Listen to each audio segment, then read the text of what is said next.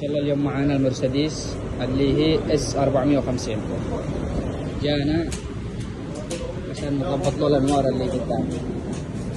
الانوار هذه مسكره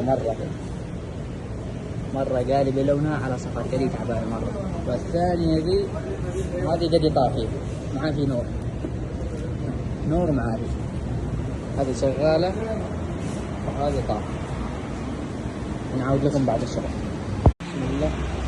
هذا بعد الشغل ان شاء الله رجعنا هنا ابيض. كان اول مسفرات مره الحين شوف. هذا اللي كان مصفر اول رجعنا ابيض، وهذا اللي كان طافي شغلناه ورجعنا ابيض. ما شاء الله. والله